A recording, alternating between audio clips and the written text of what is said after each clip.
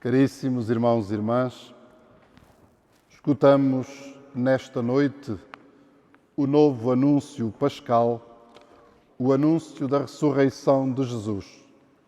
Ressuscitou, não está aqui, proclama aquele jovem vestido com uma túnica branca, sentado do lado direito do sepulcro. É uma notícia sempre inesperada e sempre nova, a desafiar a fé das mulheres que foram de manhã cedo ao sepulcro de Jesus, a desafiar a fé dos discípulos e a fé de todos os que acreditaram ao longo dos séculos, entre os quais nos incluímos. A notícia da morte de Jesus tinha-nos surgido como uma realidade expectável. Mais tarde ou mais cedo, por uma morte natural ou por condenação, haveria de acontecer, pois conhecemos bem a regra da finitude desta vida terrena e sabemos que todo aquele que nasceu envelhece e morre. O nome de Jesus ter-se-ia perdido na bruma dos tempos se a sua peregrinação sobre a terra, mesmo que visivelmente extraordinária nas suas ações, tivesse acabado como a de tantos outros famosos, cuja memória desapareceu ou ficou somente nas páginas de algum livro como acontecimento de historicidade fiável ou duvidosa.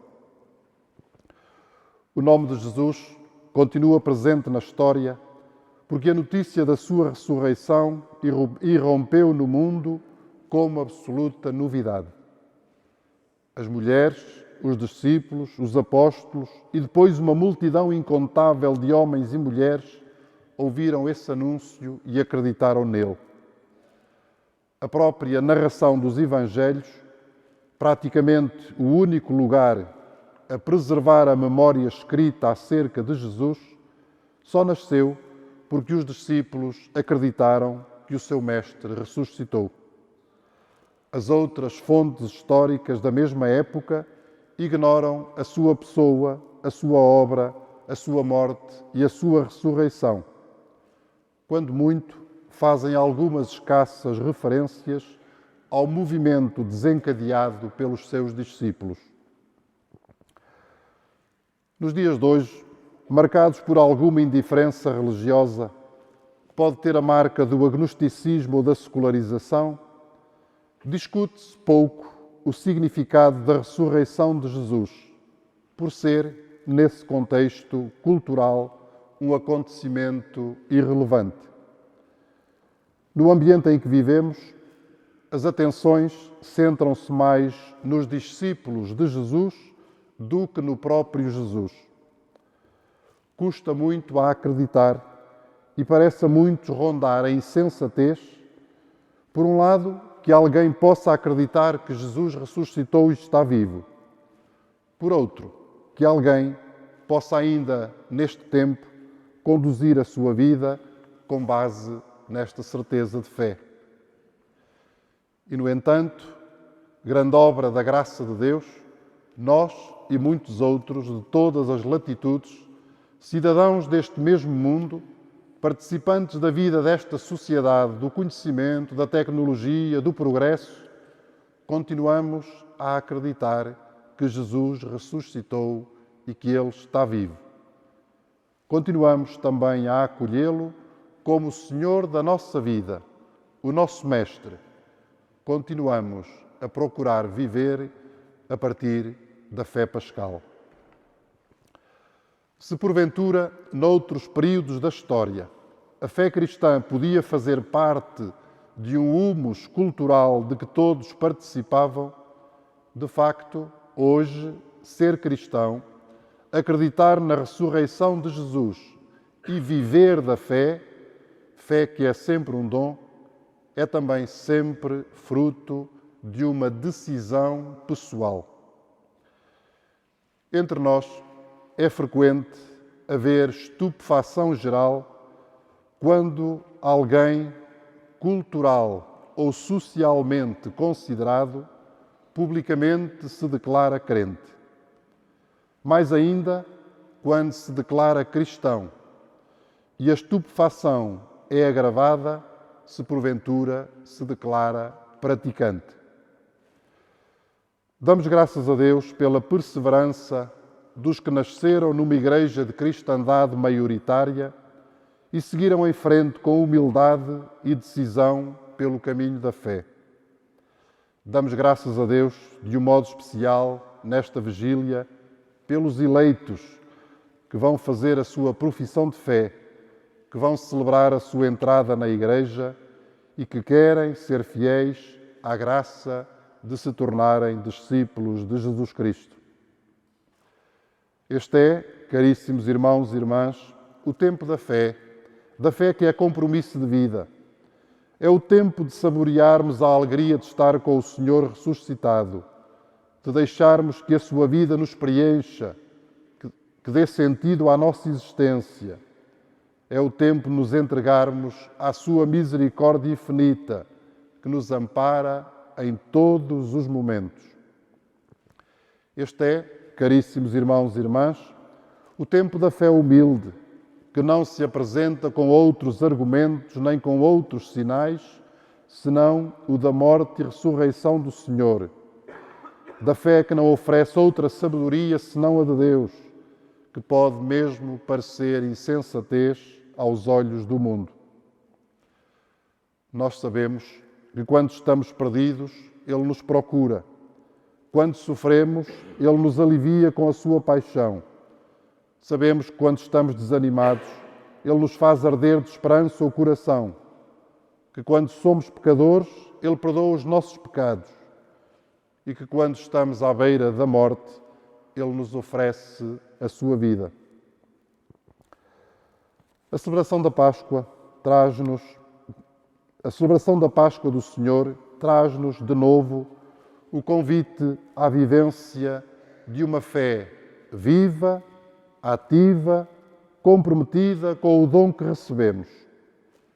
Esta é a condição humana para a nossa perseverança e, ao mesmo tempo, para que colhamos a felicidade que ela nos dá e demos ao mundo as razões da nossa esperança.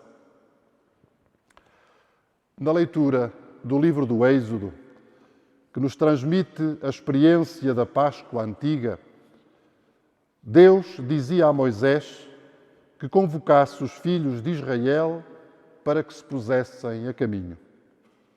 Ele vai à sua frente a abrir os caminhos da sua libertação e a transformar as águas de morte em águas de vida.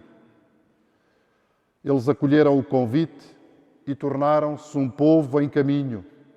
Passaram por perseguições e tribulações, mas sentiram sempre a presença amorosa de Deus ao longo dos desertos pelos quais tiveram de passar. O novo povo de Deus, nascido da água viva do batismo na morte e ressurreição do Senhor, recebeu também a missão e vocação de se tornar um povo em caminho, um povo de peregrinos. E de dizer aos meus discípulos e a Pedro que ele vai adiante de vós para a Galileia, lá o vereis. Escutavam as mulheres pela voz do mensageiro do sepulcro, segundo a narração do Evangelho de São Marcos. Esta é a nossa condição desde aquele dia feliz do batismo. Como pessoas e como povo, como igreja, somos peregrinos da fé. Fé sempre em construção e sempre vivida na esperança e no amor. Na tarde daquele primeiro dia da semana, o Senhor ilustra essa nossa vocação quando se aproxima dos discípulos de Emaús, lhes narra as Escrituras e conta o que lhe aconteceu em Jerusalém. Quando se lhes revela ao partir do pão, também eles se põem a caminho, primeiro para Jerusalém, a fim de conhecerem o testemunho dos apóstolos e depois em direção aos lugares onde cada um pode continuar a sentir a presença reconfortante do ressuscitado. O acontecimento fundador tem lugar em Jerusalém, mas o caminho da fé estende-se a uma longa peregrinação, sempre em direção à Galileia, isto é, aos lugares onde se passam os nossos dias. Aí, com tudo o que acontece, continua a nossa peregrinação com Cristo. Aí vivemos da fé, aí damos testemunho da esperança a que fomos chamados. Começamos um caminho com Cristo no batismo. Se tomamos essa decisão inicial, havemos de ser perseverantes, como é o caso destes caríssimos eleitos que nesta Páscoa vão receber o sacramento do batismo. Se porventura fomos levados ao batismo ainda antes de termos o discernimento da nossa vontade, é sempre tempo de nos deixarmos enraizar em Cristo por meio de uma decisão consciente e livre em cada um dos nossos dias.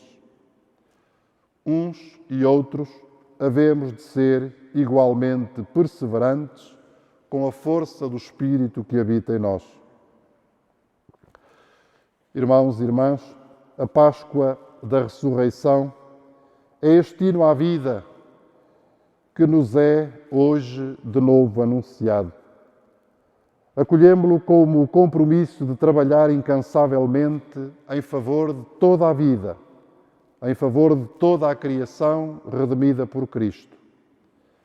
Que a Páscoa seja a inspiração de vida de que o nosso mundo precisa, este mundo em que vivemos, frequentemente envolto nas mais densas trevas de morte. Nestas guerras que aniquilam multidões indefesas, nas culturas que matam seres humanos indefesos, nos comportamentos perniciosos que destroem esperanças legítimas, porventura nas perseguições étnicas ou religiosas que impedem as pessoas de serem livres e felizes. Alegremo-nos, por isso, com Cristo ressuscitado e peçamos-lhe a graça da perseverança no caminho da fé batismal, essa fonte da nossa vida e fonte de vida para o mundo todo.